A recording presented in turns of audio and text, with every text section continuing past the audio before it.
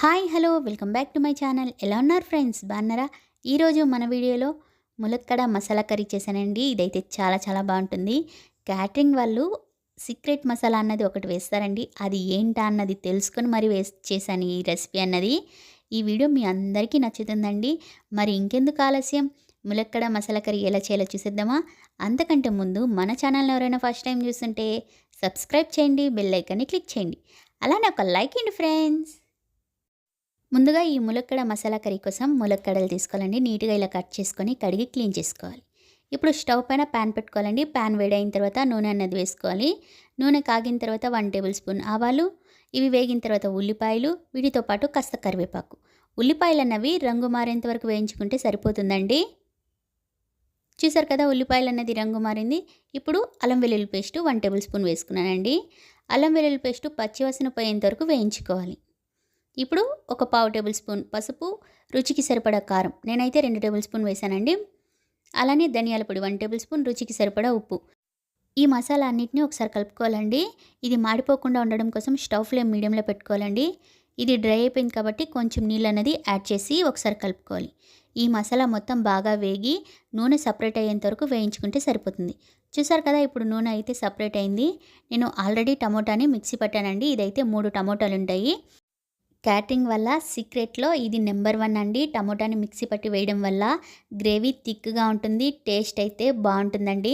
చూసారా, ఇప్పుడు మనం టమోటా ప్యూరిన్ వేసాము, ఇది కూడా బాగా వేగిపోయింది. ఇప్పుడు కట్ చేసుకున్న మునక్కాయలు వేసుకోవాలండి. మునక్కాయలు వేసిన తర్వాత బాగా ఒకసారి కలుపుకోవాలి, మసాలా మొత్తం పట్టేలాగా. ఇది ఒక 10 నిమిషాల పాటు ఉడికించుకోవాలండి.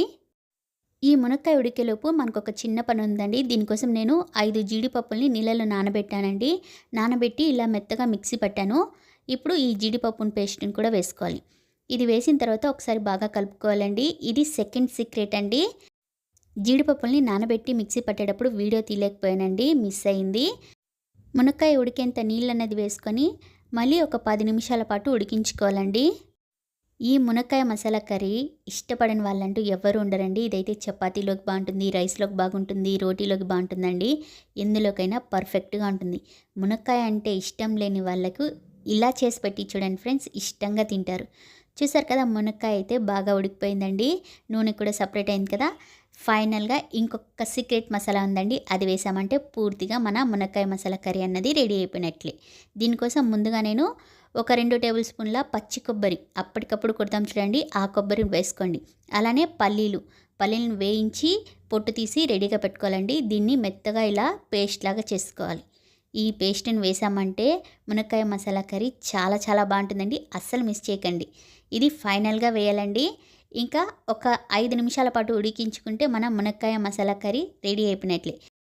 క్యాటరింగ్ వల్ల అసలు సీక్రెట్ ఇదేనండి, ఈ మసాలానే. ఇలా చేసి చూడండి ఫ్రెండ్స్, మీ అందరికీ నచ్చుతుంది.